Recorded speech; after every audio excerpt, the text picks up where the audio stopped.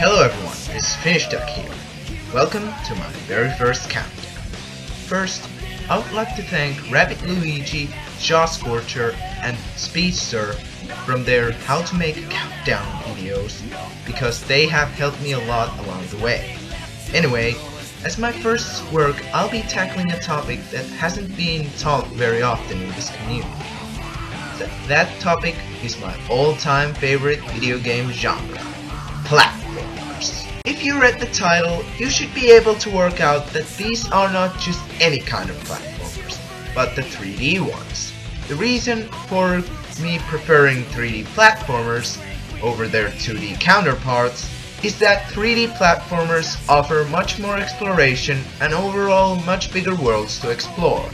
So today I'm counting down my favorite 10 3D platformers.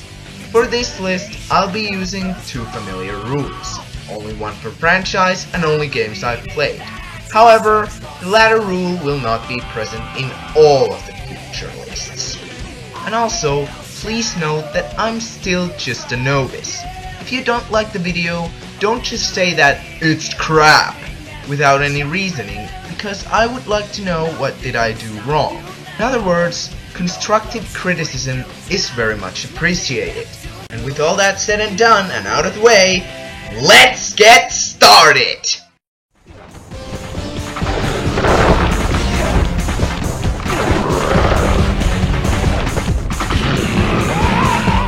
My beautiful gun is destroyed!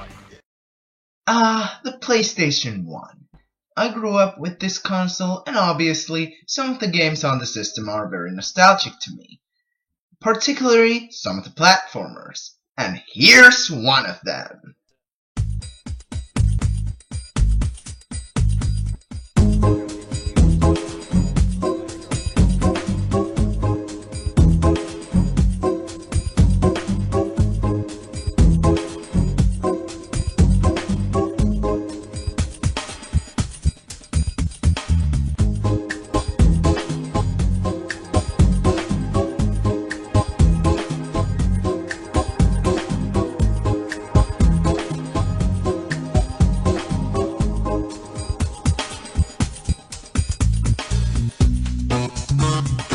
Actually, I didn't play this game in particular as a kid, but Spyro is still a huge nostalgia for me.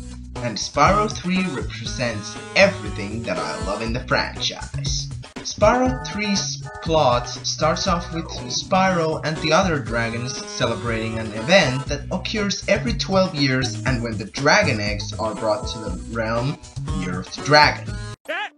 He said it! He said it!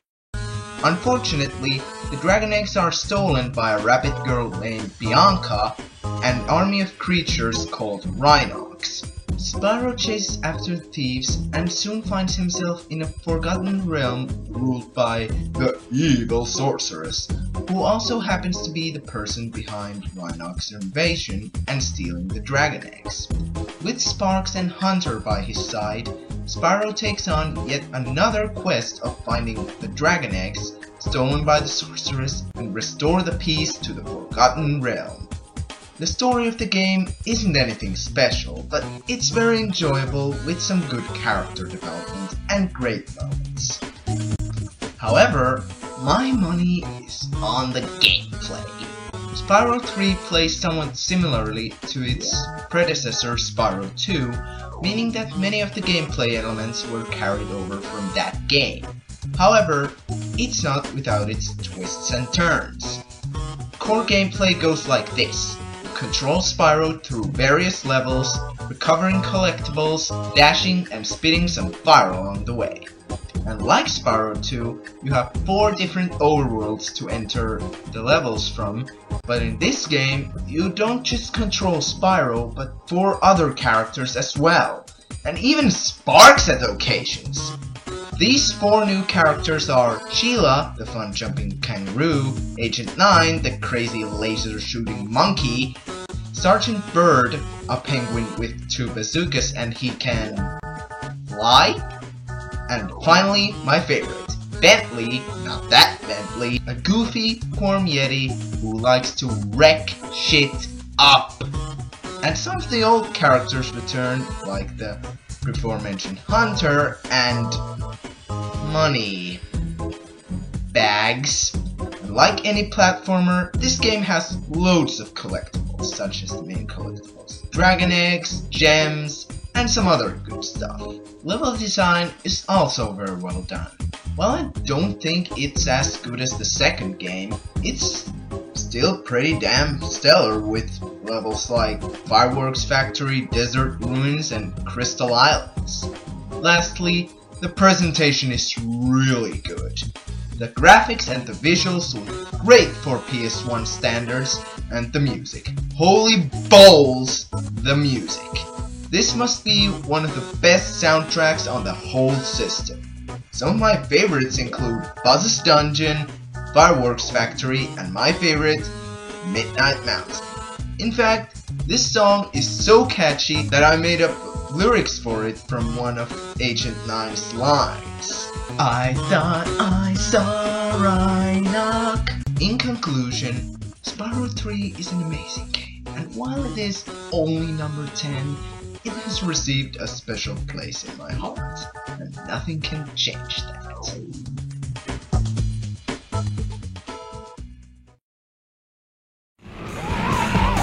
My beautiful gun is destroyed! Another PS1 classic? Yup!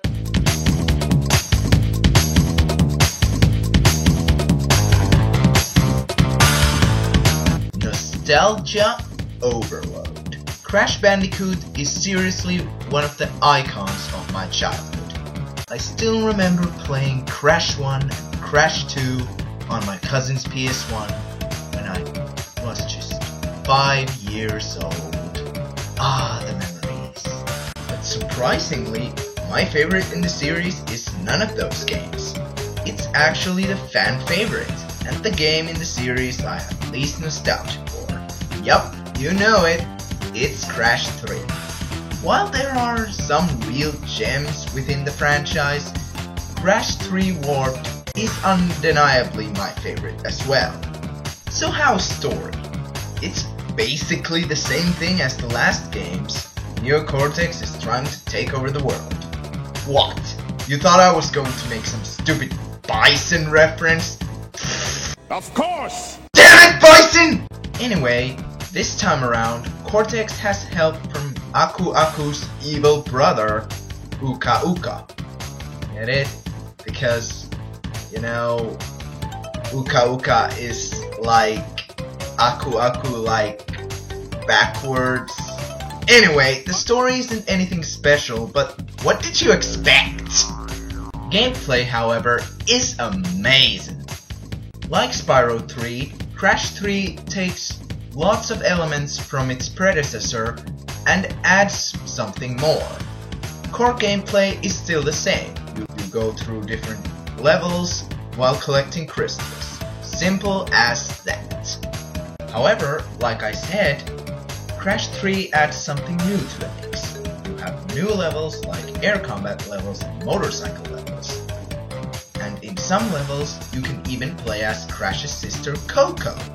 Also, after each boss, you're given a new ability or item like Super Duper Jump Slam, a freaking bazooka, or the motherfucking double jump. Speaking of the bosses, they're awesome! Special mentions going to Dingodile Fight and the epic final battle with Cortex and Uka Uka. Level design is really great as well. While some of the levels really piss me off, there are some that I really enjoy, and even the ones that piss me off are well designed. I just don't like them that much. And the presentation, while not as good as Spyro 3 in my opinion, game still looks good, and the soundtrack has some really iconic and memorable tunes. Overall, while I don't share as much nostalgia for this game as for some other Crash titles, it's still an amazing game, and I recognize it as the best game in the series. If you're looking for a classic platformer, this is a game that you should not miss. However, it's not the best work of Naughty Dog.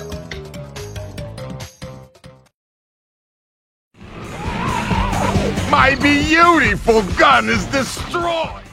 You guys know about the Sonic fanbase, right?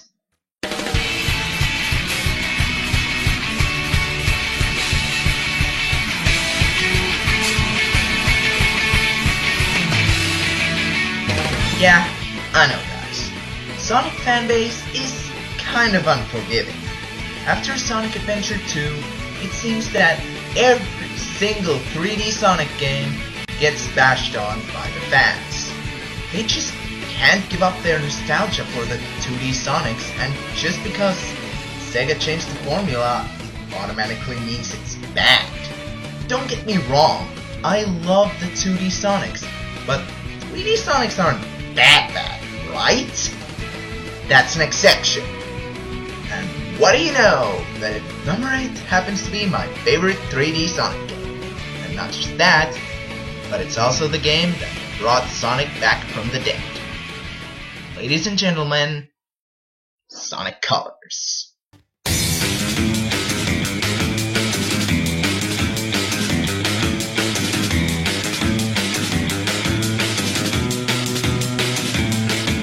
Honestly speaking, Sonic Colors isn't just my favorite 3D Sonic game, but also my favorite Sonic game in general. I mean, this game has all what I could ask from a Sonic game. It has speed, it has platforming, and it's loads and loads of fun. How about the story? Well, Eggman has created an interstellar amusement park and is using it to capture aliens called Wisps, whose energy he's going to use to take over the world. Of course. Nope! Not this time, Bison. Anyway, the Wisps also act as a twist to the gameplay. The ordinary Wisps give you boost, but I'm talking about the transformation Wisps. These Wisps can turn Sonic into various different forms like Drill, Hover, Laser, and my personal favorite, Frenzy. Why is it my favorite? Well...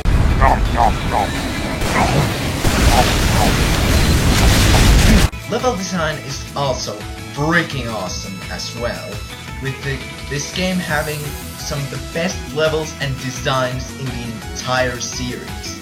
Oh, I love you, Aquarium Park! As for the presentation, holy shit! Visuals are really good for Wii standards, but the music, oh my rolling golems, the music. This game has, without question, my favorite soundtrack in the entire series, and that's saying a lot. I mean, just listen!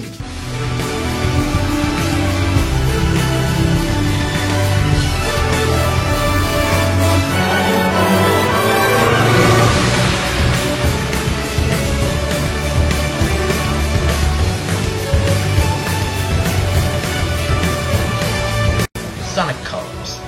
Gameplay is awesome and full of speed. The Wisps are fun to use, have great presentation with amazing visuals and outstanding music, and there are only 5 adjectives to describe this game.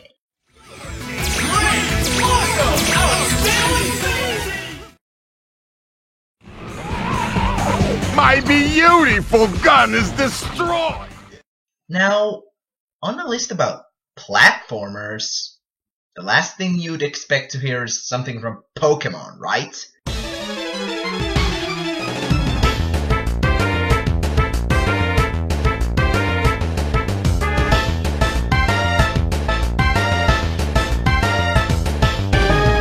I mean, this franchise is known for its RPG formula.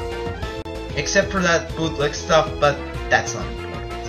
These games have been seen as some of the greatest RPGs of our age, and that just doesn't go for the main series. The spin-offs also have some true jewels like Pokemon Mystery Dungeon and Pokemon Ranger. But in these vast majority of spin-offs, I have found one game that I consider a platformer.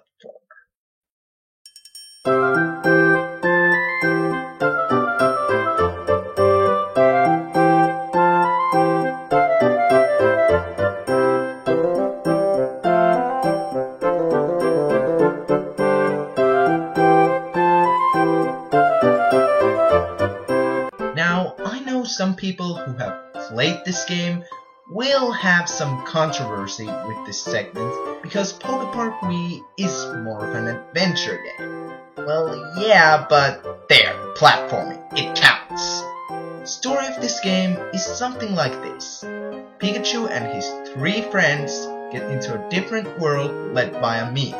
This world is called PokePark, a peaceful paradise of Pokemon. However, the peace is about to be disturbed because the prison pieces have spread around the Pokepark, and apparently it's a bad thing. Gameplay is tons of fun. You control Pikachu around the Pokepark, collecting prison pieces from attractions. These attractions are loads of fun, some better than others. During your time in PokePark, you can also make friends with every Pokemon you see by playing minigames with them such as Chase, Hide and Seek, or Pokemon Battle. The chase in particular can get really tedious with those goddamn Eeveelutions running around at the speed of sound. Those little fuckers! There is also a platforming game I can't remember the name of. The game is split into different areas, each taking a different theme like a beach, volcano, or ancient ruins. They're all very well done and look so pretty. Speaking of so pretty, the game's presentation is great. The visuals look absolutely gorgeous and the music is really good too, with some incredibly catchy tunes. Also, unlike in other Pokemon games, the Pokemon have been voiced like in the anime, and that's worth like 20 points in this thing. Finally, no more of that. All of these great aspects really make the game good.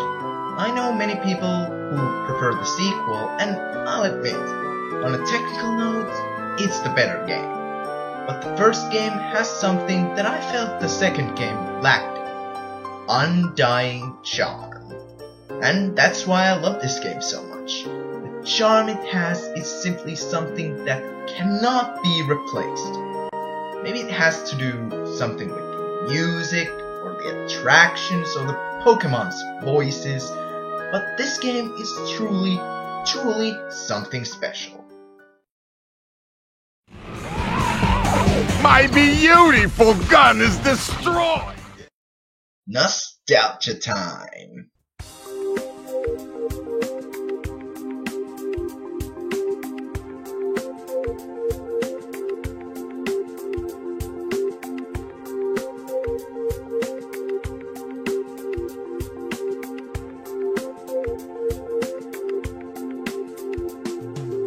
Like Pikachu's Adventure, this game can be considered more of an adventure exploration game, but platforming is still an essential part of the game.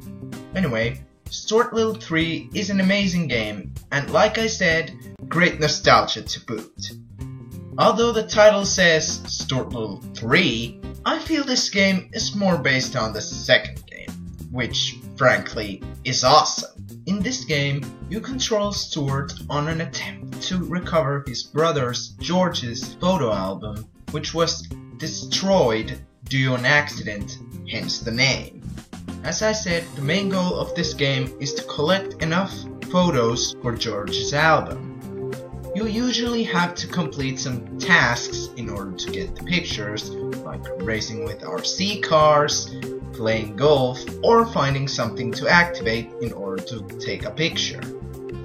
Also, Stuart carries 6 different costumes with him, like photographer, his default costume, firefighter, which allows him to squirt water, rain slicker, which comes with a handy flashlight, even a freaking Indian costume. The game is set to 5 different overworlds: Little's Garden, a forest park, streets of New York, Lakeside, and Littlest House. Now, these might not sound like anything massive, but you got to remember that you're controlling a freaking mouse. From Stuart's perspective, these overworlds are huge! Sword also has a good amount of vehicles in his proposal for driving and even flying around the overworld. Graphics are great, but nothing outstanding really. But the music has some really great tracks, with most of them really memorable. In conclusion, Sword Level 3 is a great game, but the real reason why I hold this game in a higher regard is because of two reasons. One, just like Poke Park, it has loads of charm. Second, the nostalgia. I still remember getting this game on my birthday and I enjoyed it almost instantly. In short, this game truly means much to me. Simple as that.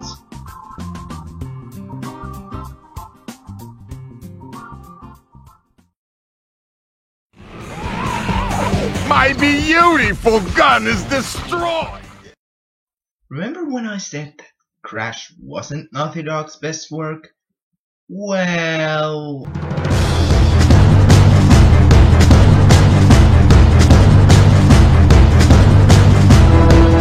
Aw yeah, the Jak series is fucking awesome! And my pick of the bunch would be the second game, Jak 2 Renegade. Now, I know many people prefer the first or the third game from various reasons. First, because it was a pure platformer, and the third because it expanded a lot of things from the second game. Well, Jak 1 is fun and all, but I just feel it lacked something. As for Jak 3's expansions, I totally agree, but my main gripe with that game was that too many characters were toned down as just plot devices. Jak 2, however, fixes all that with great overworld to explore, amazing story, and great character development. It was also the first Jak game I played, but that's not important. Jak 2 plays somewhat similarly to its predecessor, Precursor Legacy, but adds something new, things like one giant overworld, weapons, and Jak can talk, oh my god! Story takes place in Haven City, where Jak and Daxter are sent due to a failed experiment. In the city, Jak gets captured by Baron Praxis, ruler of Haven City, who starts making experiments on Jak with Dark Eco. 2 years later, the effects of Baron's tests start to rise on the surface. After reuniting with Daxter and breaking out of prison, Jak finds out that he can turn into a beast of Dark Eco, Dark Jak. Soon, Jak and Daxter join to Underground, a rebel force against the Baron.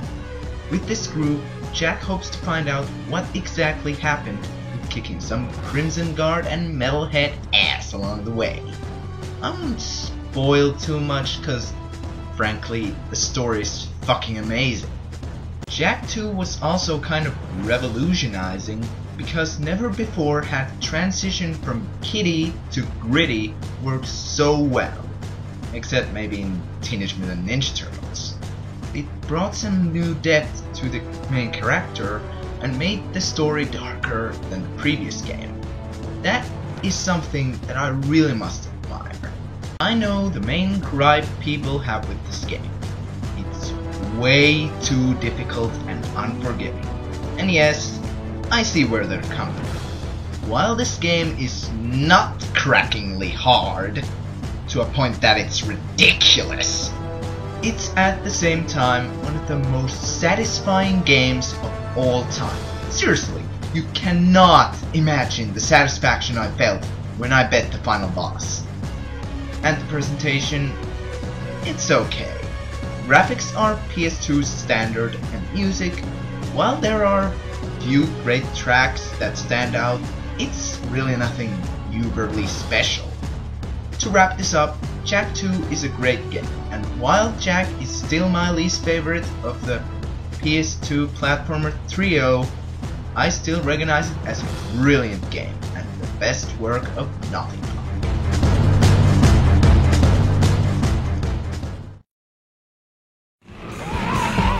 My beautiful gun is destroyed! Okay guys, tell me a reason. Tell me a one good reason why this list shouldn't have a Mario game.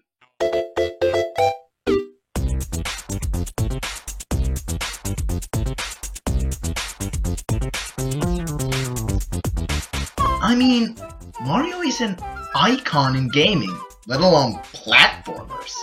Yes, it's no secret that Nintendo's flagship franchise would make an appearance on a list about platformers one way or another. This series means an awful lot to me, so let's talk about my favorite 3D Mario, and my favorite Mario game of all time, Super Mario Galaxy.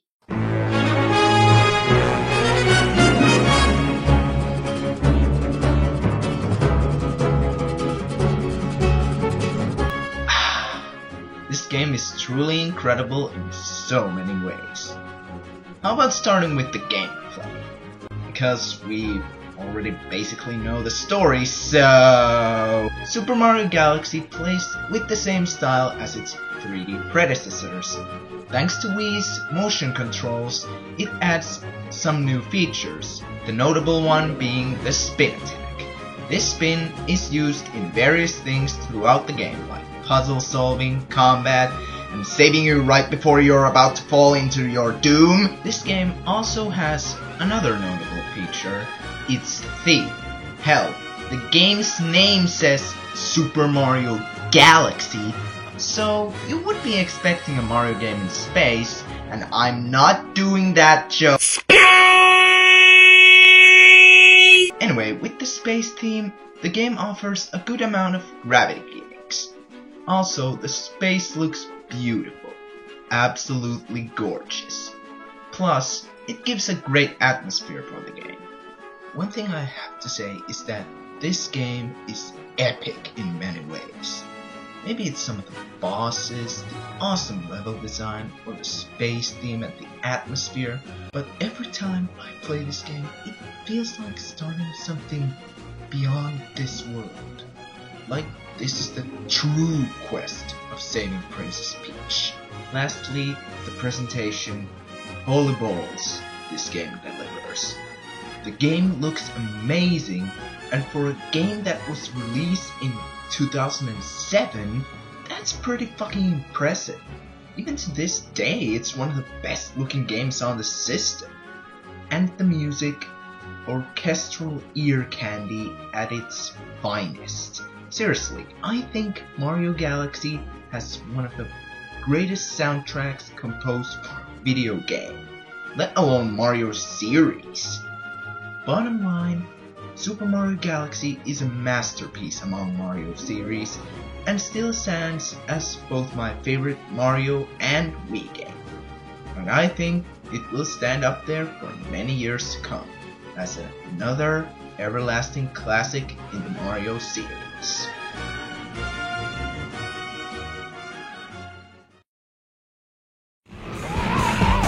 My beautiful gun is destroyed! Ratchet & Clank. Aw yeah. Ever since 2006, I've been fully associated with this franchise. These games are a cross between a platformer and a third-person shooter. The idea already sounds freaking awesome, and the games themselves are full of material. Original and crazy weapons, great humor, and amazing stories and characters. And there's one game in the series that I think combines everything that I like in the series, and that game would be Up Your Arse. Yes, the third game has everything I love in RNC. Let's start with the story. In the beginning of the game, Ratchet and Clank are chilling out on their apartment. Then, Ratchet notices on a TV news broadcast about an attack on his former home planet Velvet. In an urge to save his home, Ratchet heads to the Solana Galaxy to protect Velvet. In Solana, he finds out that the person behind the attack is a new villain named Dr. Nefarious, whose goal is to destroy every organic life form in the galaxy. With this, Ratchet and Clank decide to defend Solana Galaxy from the Mad Doctor. The gameplay is similar to its predecessors with planets, blowing crap up, and collecting balls. But like its predecessor, Ratchet & Clank 2, it expanded on many more things from the second game, like the fact that you can now upgrade your weapons up to 5 levels. How awesome is that? The third game also recycles some of the past weapons from previous games, some of them even made better, and gives you new weapons and gadgets to play with. The level design, while not always the absolute best, it's still very stellar with levels like Metropolis and Albania Geneva. The presentation is also very solid, with its average graphics and good music. One thing I also must mention is the characters. The characters in this game are so likable, and in fact, I can't think of any bad character in the game. RMC3 has definitely my favorite cast of characters in the series. This is also the game which made me love Quark. Okay, it was the first game in the series I played, and it made me look lots of the first 2 games differently, but in this game he's so funny! Not to say he wasn't funny in the earlier games, but in this game his humor is so over the top that it's not even funny, but hilarious in every conceivable way. I thought we agreed to put that jungle business behind us. It was mating season. How could I have known she was your sister? How long have you two been standing there? Too long. Speaking of the humor, this must be one of the funniest games I've ever played. All of the characters make me smile in one way or another, some more than others. Overall, Ratchet & Clank 3 has earned its place not just as the number 3 spot on this list, but also one of the greatest games of all time.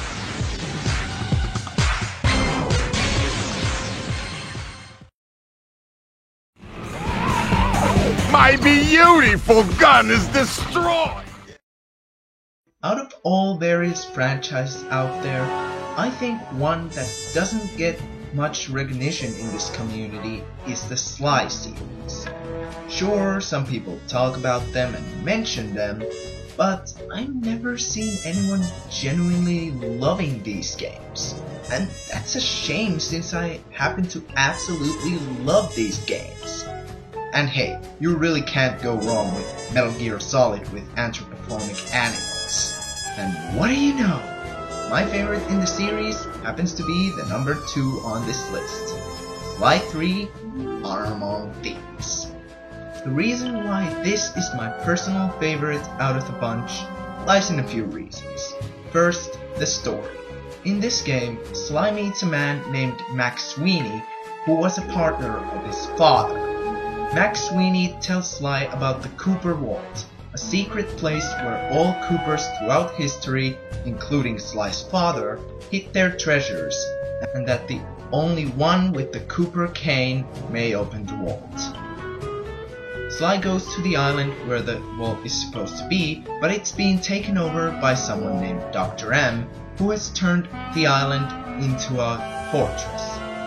Sly realizes that he can't get to the vault alone, so he decides to gather other thieves from around the world in order to get his heritage. Second, the gameplay. Gameplay in Sly 3 is much like in its predecessor, Sly 2, but like every other third installment we've seen so far on this list, it expands on its predecessors with giving the characters some new abilities and toys to play with. Like in Sly 2, you can control Sly, the leader, Bentley, the Brainiac, and Murray, the powerhouse. They have been given new abilities and power-ups and adding new characters to the mix. Sly has now power to do spin, push, and jump attacks. Bentley is now in wheelchair due to an accident in the second game, and he has new toys that are fun to mess around with. And Murray, the Murray, has power to roll up into a ball like a freaking Sonic. and the other characters are pretty fun as well. Another similarity between this and the second game are the hub worlds. In these hub worlds you can go around stealing stuff, killing people, wrecking shit, or just continuing the story. The hub worlds are even more awesome than in Sly 2, with special mention going to the Holland overworld. The third thing that makes this game for me is the cast of characters. Sure, there are the usual ones like Sly, Bentley, Murray, and Carmelita, a cop who tries to arrest Sly and whom Sly has a thing for, but also some new faces, and all of them great with okay at first. The new villains are very interesting, Guru's okay, and Penelope is freaking awesome. Until Thieves in Time made her a selfish bitch. And the presentation is great, and while it isn't anything special among PS2 standards, it looks better than the other Sly games on the system. The character models are almost exactly the same as the second game, which is a good thing. And the soundtrack, while not my favorite in the series, it's still very fetched. In conclusion, Sly 3 is an amazing game with tons of effort put into it. And for me, only one platformer could ever top it.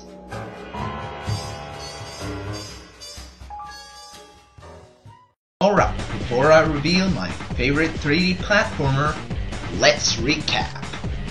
Number 10, Spyro 3, Year of the Dragon. Number 9, Crash Bandicoot 3, Warped. Number 8, Sonic Colors. Number 7, oh, it's so cute. Number 6, Nostalgia Boner. Number 5, stop being so hard. Number 4, Super Mario Galaxy. Number 3, Up Your Arse. And number 2, Sly 3, Carnival Thieves.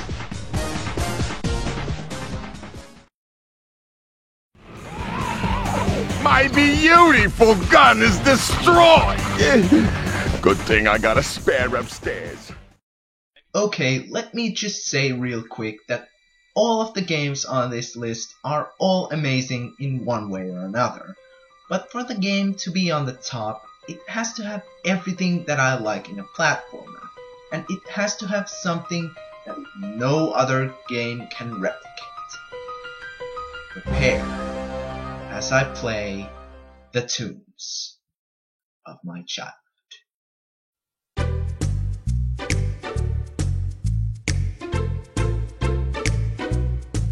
This is my favorite platformer of all time. Since 2002, there has been no other platformer that has struck me as much as Donald Duck Quack Attack. It's been 11 years since I first played this game, and I still enjoy playing it today. It's probably obvious, but I have a huge amount of nostalgia with this game. Donald Duck was THE icon of my childhood, and I think it's safe to say that I was quite attracted to this game as a kid. But enough about the nostalgia, let's talk about the game itself. The story of this game is that evil wizard Merlock has captured Daisy, Donald's girlfriend, and Donald has to save her by placing teleporter antennas around the world so Gyro Gearloose can teleport him to Merlock's temple so Donald can save Daisy. Sure, the story is basically damsel in distress stuff, but gameplay is what really makes this game. You control Donald going through 4 different worlds with 4 levels each, all very well designed. In all levels you have 2 mission objectives. 1, collect a boss gate piece so you can open the gate to the level's boss, and 2, collect all of Donald's Newfuse toys so you can enter the extra levels. And these extra levels are, well,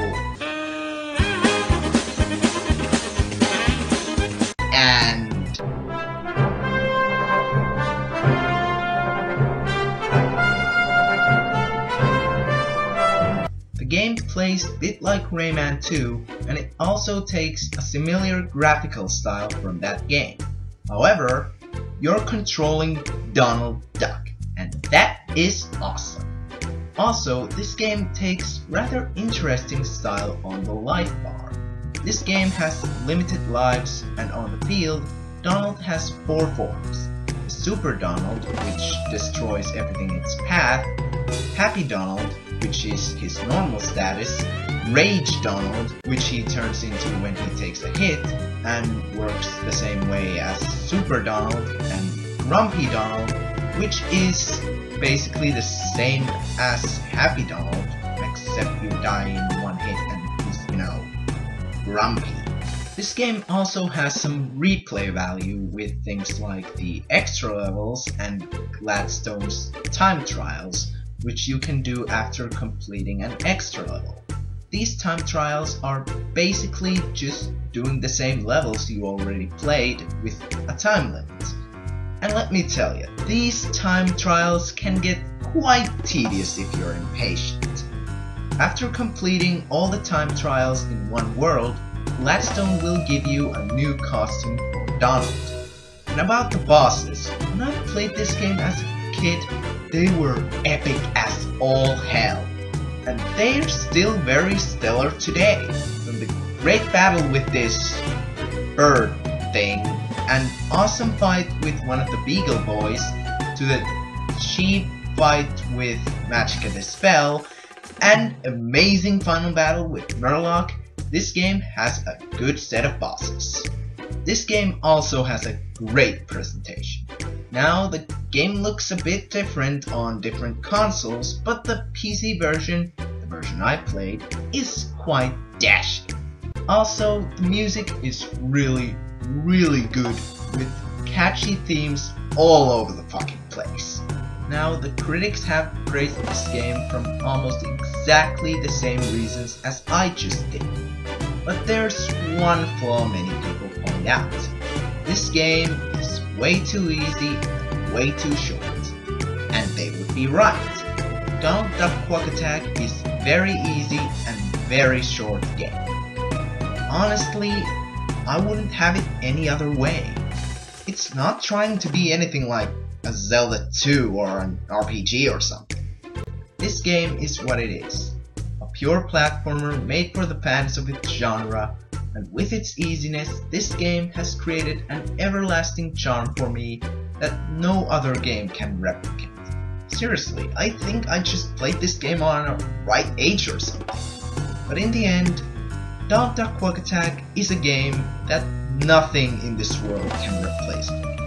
Not just as my favorite platformer, also as my second favorite game of all time. Call me a nostalgia fag, but that's just how it is. I'm Finished Duck, hoping you enjoyed this countdown, and I wish I'll see a lot of you in the future. Take care.